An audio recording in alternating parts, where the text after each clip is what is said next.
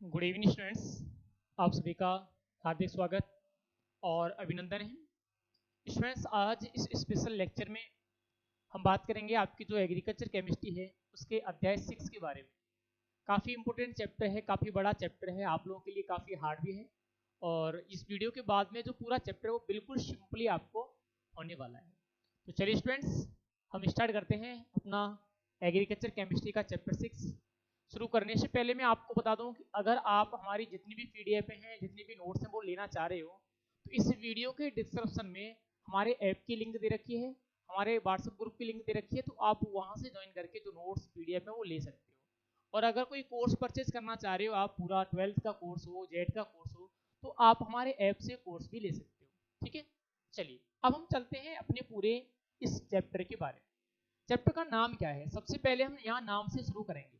हर chapter का शुरू करने का हमारा अंदाज अलग होता है, यहाँ भी हमारा अंदाज थोड़ा सा अलग है। चैप्टर का नाम क्या है? अम्लीय एवं लवण प्रभावित मृदाएं। अम्लीय एवं लवण प्रभावित मृदाएं।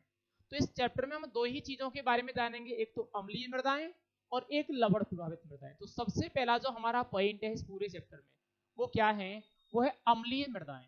क्या है? अम्लीय मृदाएं। हम पहले पॉइंट पर आज शुरू करते हैं, अम्लीय मृदाएं। सबसे पहला पॉइंट हमारा अम्लीय मृदा।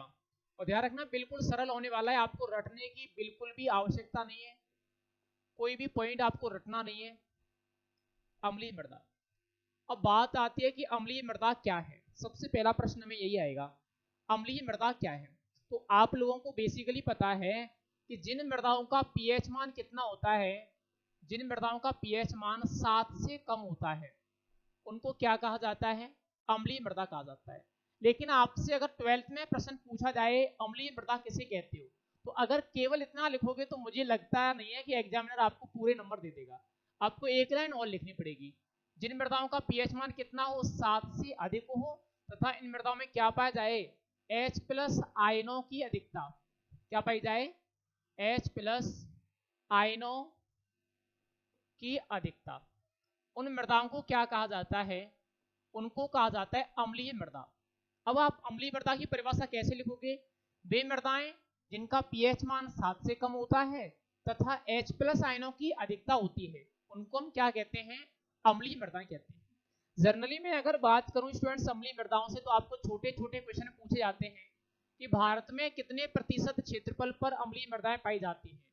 अगर मैं किसकी बात कर रहा हूं? भारत की बात कर रहा हूं, तो ध्यान रखना भारत में 90 मिलियन हेक्टेयर क्षेत्र पर क्या पाई जाती हैं? अम्लीय मृदाएं पाई जाती हैं। भारत में 90 मिलियन हेक्टेयर क्षेत्र पर अम्लीय मृदाएं पाई जाती हैं।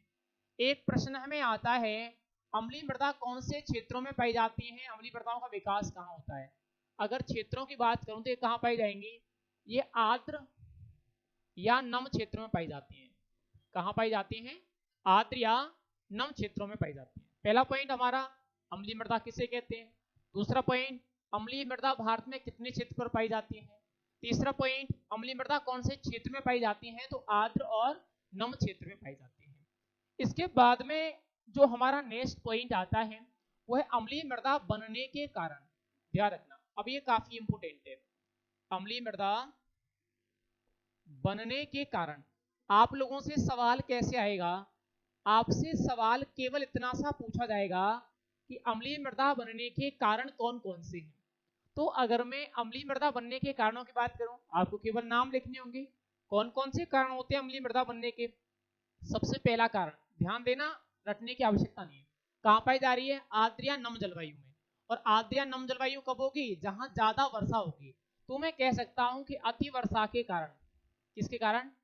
अति वर्षा, या मैं कह सकता हूं अधिक वर्षा के कारण कैसी मृदाएं बनती हैं? अम्लीय मृदाएं बनती हैं। पहला कारण हो गया अति वर्षा या अधिक वर्षा। ठीक है, दूसरा कारण क्या होगा?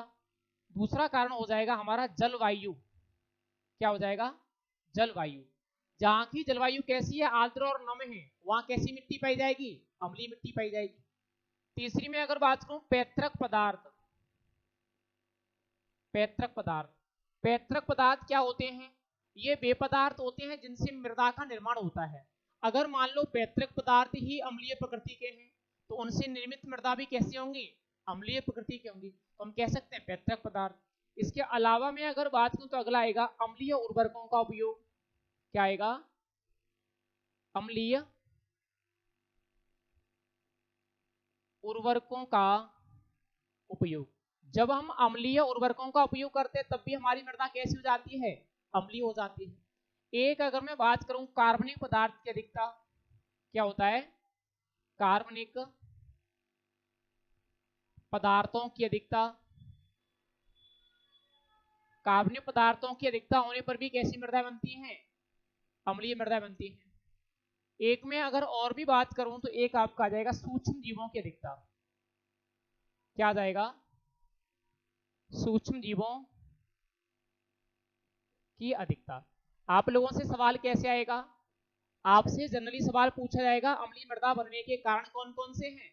तो अब आपके सामने अम्लीय मृदा बनने के कारण आ गए। कौन कौन से कारण हैं आपको दिखाई दे रहे होंगे सारे। सबसे पहले मैं अगर बात करूं तो पहला कारण कौन सा है? अतिवर्षा या अधिक वर्षा, जलवायु, पैतृक पदार्थ, अम्लीय उर्वरकों का उपयोग, कार्बनिक पदार्थ की अधिकता और सूक्ष्म जीवों की अधिकता। पहला पॉइंट हमारा क्लियर हुआ, अम्लीय मृदा बनने के कारण। फिर हमें क्या आता है अगला पॉइंट? अगला पॉइंट हमें आएगा अम्लीय मृदा के प्रभाव। क्या प्रश्न आएगा? अम्लीय मृदा के प्रभाव। मान लो अगर अम्लीय मृदा बन गई, अगर कोई मिट्टी अम्लीय है तो उसके पादपों पर और मृदा में क्या क्या प्रभाव दिखाई देंगे? मृदा अम्लीयता के प्रभाव। आप लोगों से डायरेक्टली प्रश्न पूछ लेगा कि मृदा अम्लीयता के प्रभाव लिखिए। अब इसके क्या क्या प्रभाव दिखाई देते हैं हम देख लेते हैं। सबसे पहले प्रभाव की अगर मैं बात करूं, जब मृदा हमारी कैसी होगी? अम्लीय होगी। तो अम्लीय मृदा में जो पादप उगेंगे, पादपों की जड़ें कैसी पड़ जाएंगी? जड़ें पड़ जाएंगी पीली। पादपों की जड़ें कैसी पड़ जाती हैं? पीली पड़ जाती हैं। दूसरी में अगर बात करूं, फिर पादप धीरे धीरे क्या हो जाते हैं? सूख जाते हैं। पादप सूख जाते हैं। जब हम अम्लीय मृदा में पौधे उगाएंगे तो जड़ें धीरे धीरे पादपों की पीली पड़ जाएंगी, फिर जाकर के पौधे क्या हो जाएंगे? सूख जाएंगे। तीसरी में अगर बात करूं, अम्लीय मृदा होने पर कवकों की क्या हो जाती है? अधिकता हो जाती है। कवकों की क्या हो जाएगी मृदा में? अधिकता। ठीक है, तो कवकों की अधिकता हो जाती है। वहीं अगर मैं बात करूं तो जीवाणुओं की क्या हो जाती है? जीवाणुओं की कमी हो जाती है। कवकों की अधिकता हो जाएगी, जीवाणुओं की कमी हो जाएगी। एक और में अगर बात करूं अम्लीय मृदा में, जैसे हाइड्रोजन है, आयरन है, जिंक है, कॉपर है, मैग्नीज है, इनकी तो क्या हो जाती है? इनकी हो जाती है अधिकता। अधिकता। इसके अलावा मैं अगर बात करूं, जैसे आपका कैल्शियम है, मैग्नीशियम है, सोडियम है, इनकी क्या हो जाती है? कमी हो जाती है। आप लोगों से डायरेक्टली सवाल पूछा जाता है कि मृदा अम्लीयता के क्या क्या प्रभाव होते हैं। तो क्या क्या प्रभाव होंगे? पादप की जड़ें पीली पड़ जाती हैं, पादप सूख जाता है, मृदा में कवकों की अधिकता हो जाती है, मृदा में जीवाणुओं की कमी हो जाती है, मृदा में इन तत्वों की अधिकता होगी और इन तत्वों की क्या होगी? कमी होगी।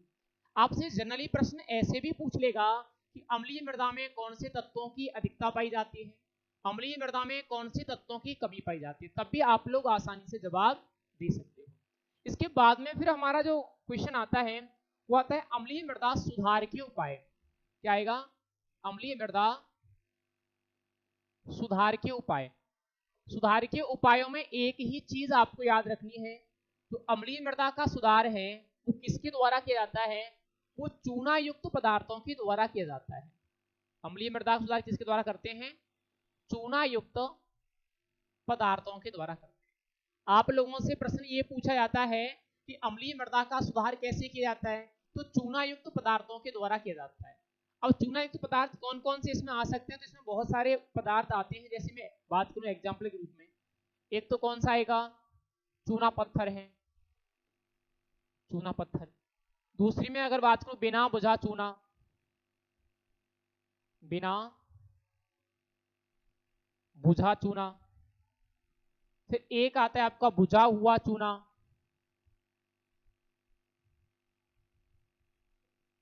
बुझा हुआ चूना। एक अगर मैं बात करूं तो संगमरमर है, संगमरमर। एक अगर मैं बात करूं तो मार्ल है, मार्ल भी एक संगमरमर का प्रकार है, मार्ल पत्थर होता है। एक अगर मैं बात करूं तो डोलोमाइट है, डोलोमाइट। इन सभी का उपयोग कहां किया जाता है? अम्लीय मृदा के सुधार में किया जाता है। आप लोगों से डायरेक्टली सवाल पूछा जाता है कि अम्लीय मृदा का सुधार कौन कौन से उपायों के द्वारा किया जाता है। तो जनरली आपको ध्यान रखना है अम्लीय मृदा का जो सुधार होगा वो कौन कौन से उपायों के द्वारा होगा, वे आपके सामने सारे उपाय, ठीक है। किस किस के द्वारा? चूनायुक्त पदार्थों के द्वारा, जैसे चूना पत्थर, बिना बुझा चूना, बुझा हुआ चूना, संगमरमर, मार्ल और डोलोमाइट, इन सभी के द्वारा हम क्या करेंगे? अम्लीय मृदाओं का सुधार करेंगे। अब आपको एक क्वेश्चन और आता है कि चूना का जो उपयोग है वो मृदा में कैसे किया जाता है। आपसे प्रश्न पूछा जाएगा कि मृदा में चूना का उपयोग कैसे करते हैं। तो चूना का जो उपयोग है वो मृदा तैयार करने से पहले चूर्ण के रूप में किया जाता है। चूना का उपयोग मृदा तैयार करने से पहले चूर्ण के रूप में करते हैं और उसके उपयोग के तुरंत पश्चात क्या करते हैं? जुताई कर देते हैं और खेत में पानी दे देते हैं। एक प्रश्न आपसे पूछा जाता है कि मृदा में चूने का क्या लाभ है। चूने से क्या होगा? मृदा की जल धारण क्षमता वृद्धि होती है, अम्लीय मृदा का सुधार होता है, मृदा की भौतिक दशा में वृद्धि होती है, ठीक है, मृदा की संरचना में सुधार होगा। आगे अगर मैं बात करूं तो मृदा उर्वरकता में वृद्धि होती है। बहुत सारे इसके क्या लिख सकते हो आप? उपाय लिख सकते हो और इसके लाभ भी आप लिख सकते हो। यह आपका अम्लीय मृदा का पॉइंट हो गया फिनिश। कितने पॉइंट थे? अम्लीय मृदा क्या है, कहां पाई जाती है, कितने क्षेत्र में पाई जाती है, बनने के कारण क्या है, इसके प्रभाव क्या हैं और सुधारने के उपाय क्या हैं। ये पॉइंट आपका अम्लीय मृदा का हो गया कंप्लीट। इसके बाद में दूसरा पॉइंट हमारा कौन सा आता है? मेरे ख्याल से ये वाला पॉइंट सभी का क्लियर होगा। दूसरा फिर हमारा जो पॉइंट आता है वो है लवण प्रभावित मृदा। अगला दूसरा पॉइंट क्या है? लवण प्रभावित मृदा। अब हम इसको देख लेते हैं।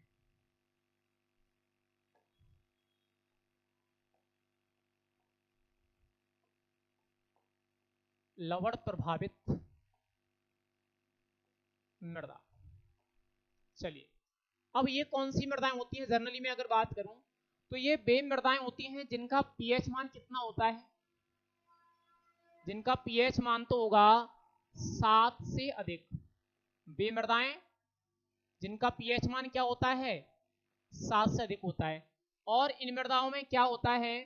OH माइनस की अधिकता पाई जाती है। उनमें H प्लस आयन की अधिकता थी और इनमें OH माइनस आयन की क्या पाई जाती है? अधिकता पाई जाती है।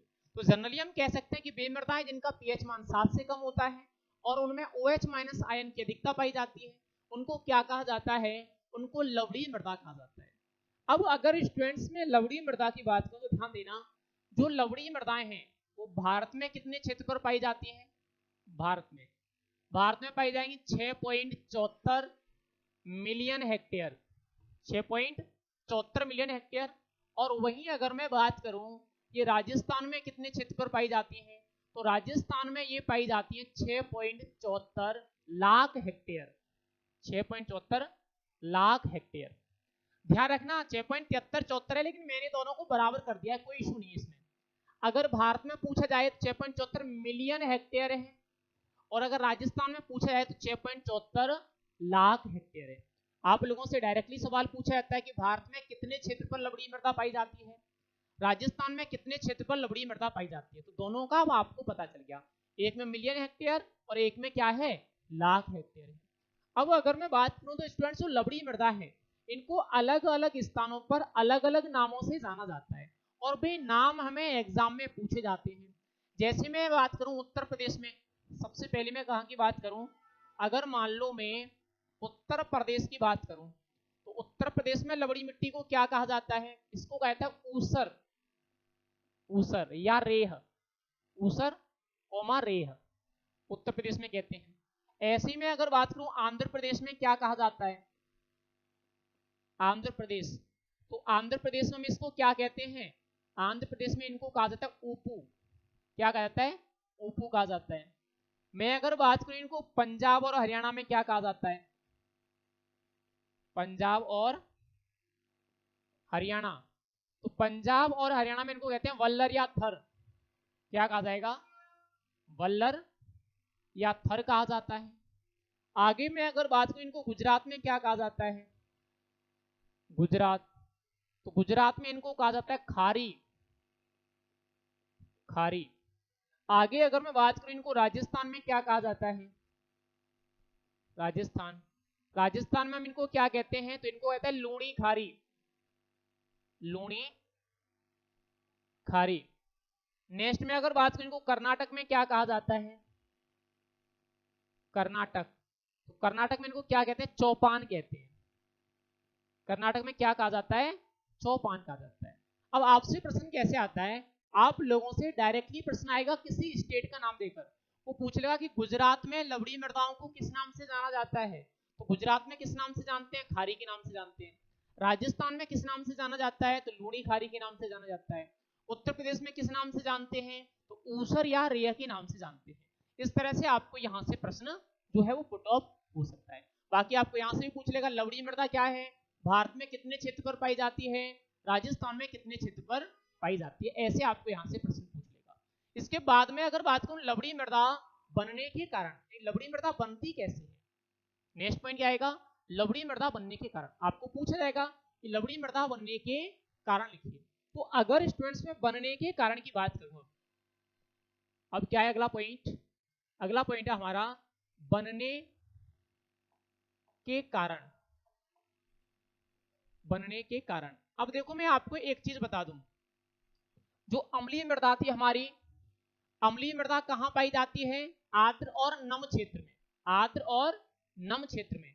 और जो लवड़ी मिट्टी है वो कहां पाई जाती है? वो शुष्क और अर्ध शुष्क क्षेत्र में पाई जाती है। तो मैं पहला यहां बनने का कारण लिख सकता हूं शुष्क व अर्ध शुष्क जलवायु।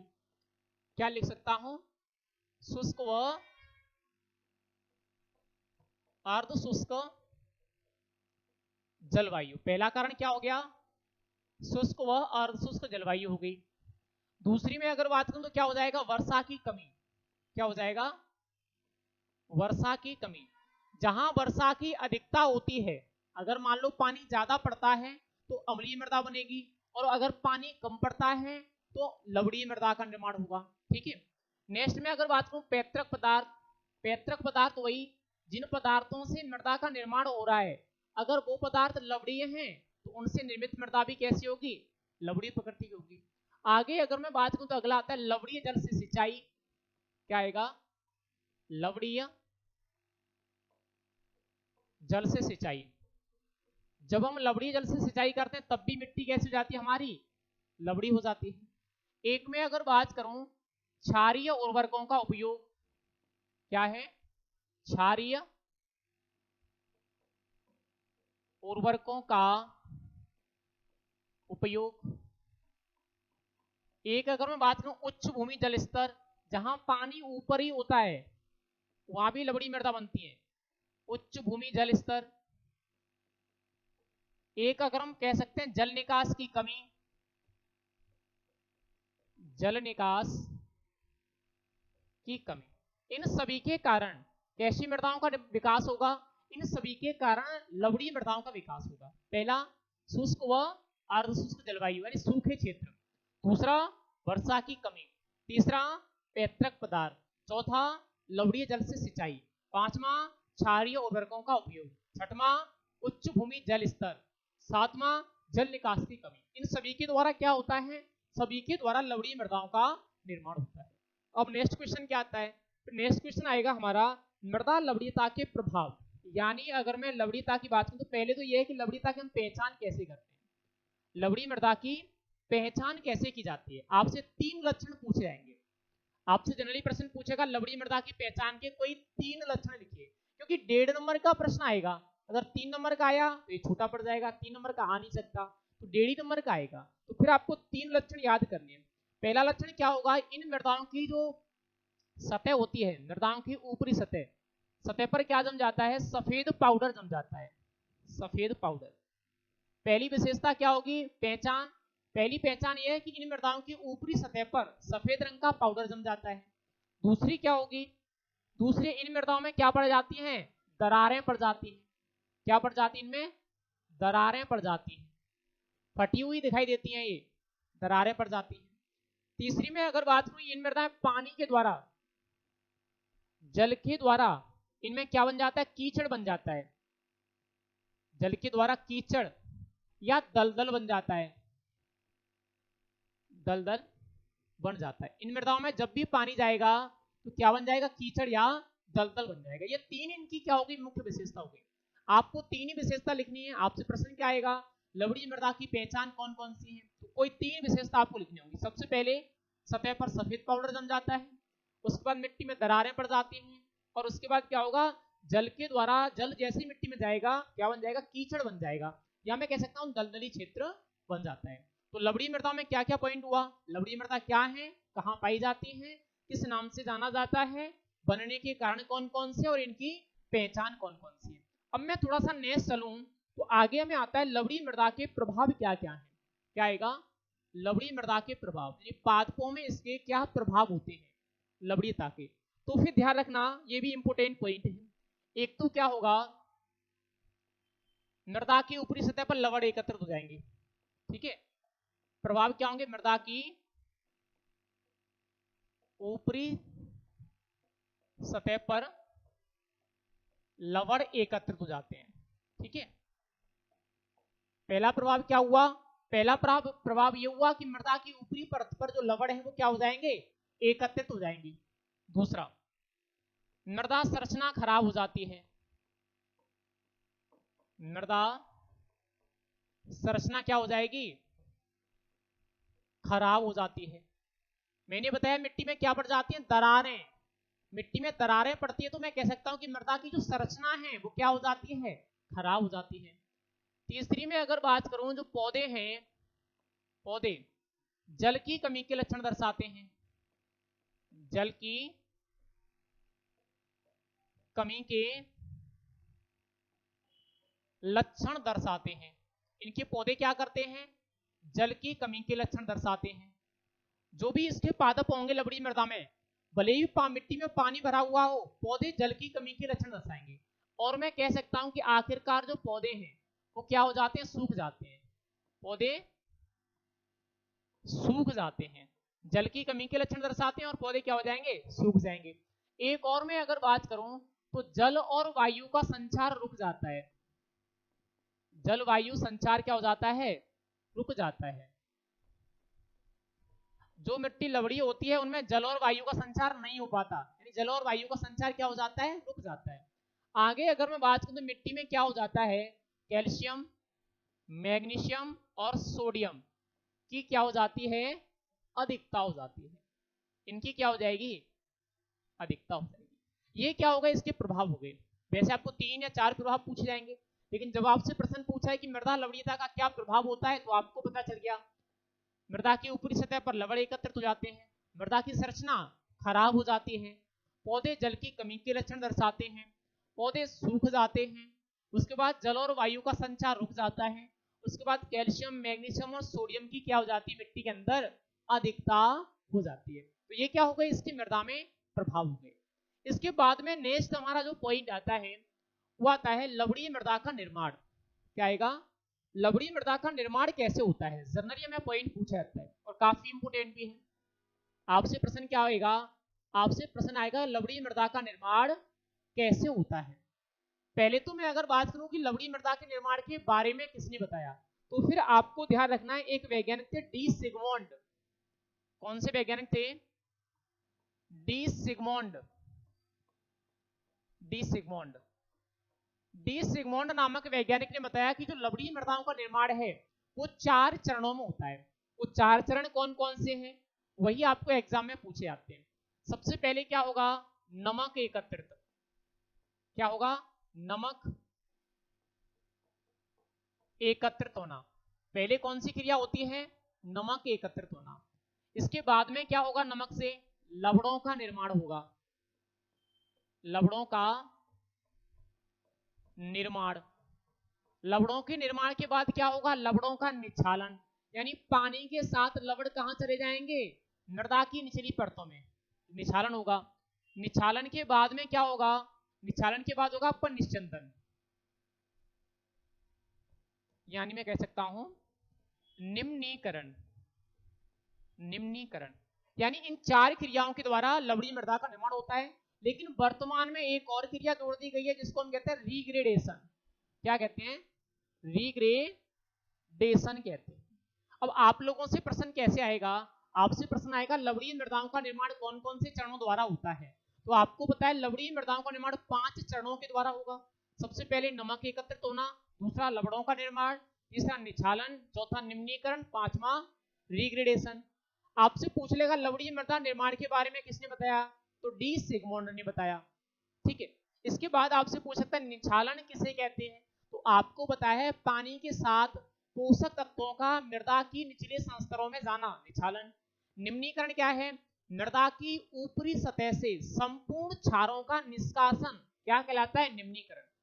मृदा की ऊपरी सतह से संपूर्ण क्षारों का निष्कासन क्या कहलाएगा, निम्नीकरण कहलाएगा। रिग्रेडेशन किसे कहते हैं, जिन मृदाओं में एक बार निम्नीकरण हो जाता है उनमें दोबारा से निम्नीकरण होने की क्रिया क्या कहलाती है, रिग्रेडेशन कहलाती है। समझ में आ गया, जिन मृदाओं में एक बार निम्नीकरण हो जाता है उनमें दोबारा से निम्नीकरण होने की क्रिया क्या कहलाती है, रिग्रेडेशन कहलाती है। फिर हमें अगला पॉइंट आता है लवणीय मृदा के प्रकार।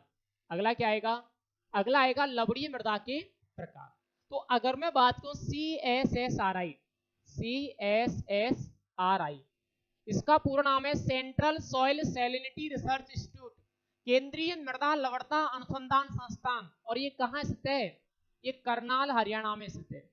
आप लोगों से प्रश्न भी पूछा जाता है कि केंद्रीय मृदा लवणता अनुसंधान संस्थान कहाँ है, तो कहाँ है, करनाल हरियाणा में। इसके अनुसार मृदा दो प्रकार की होती है लवणीय मृदा, कौन कौन सी, एक तो होगी लवणीय, लवणीय, और एक कौन सी होगी, क्षारीय।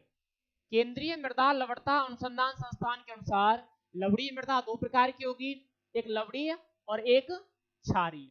ठीक है, इसके अलावा जर्नल अगर हम बात करें तो तीन प्रकार की होती है, लवणीय, क्षारीय और लवणीय क्षारीय। वैसे तीन प्रकार की होती है लेकिन CSSRI के अनुसार केवल दो प्रकार की है। दोनों प्रकार कौन कौन से हैं, एक तो लवणीय और एक क्षारीय।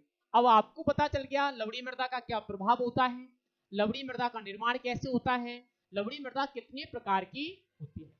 तो आज की इस क्लास में हम इतनी ही चर्चा करेंगे, बाकी हम नेक्स्ट क्लास जब भी हमारी आएगी उसमें हम बात करेंगे लवणीय मृदा सुधार के उपाय और लवणीय जल का प्रबंध। इस चैप्टर में हमारे दो ही पॉइंट अब शेष बचे हुए हैं, बाकी पूरा चैप्टर आपका क्लियर है। और अगर आप इसी तरह की अन्य क्लासेस भी लेना चाहते हो तो आप प्ले स्टोर से हमारा ऐप डाउनलोड कर सकते हो, हिमायर ऐप, या इस वीडियो के डिस्क्रिप्शन से भी डाउनलोड कर सकते हो। वहाँ आपको पूरी क्लासेज इसी तरीके की मिल जाएंगी। चलिए, थैंक यू।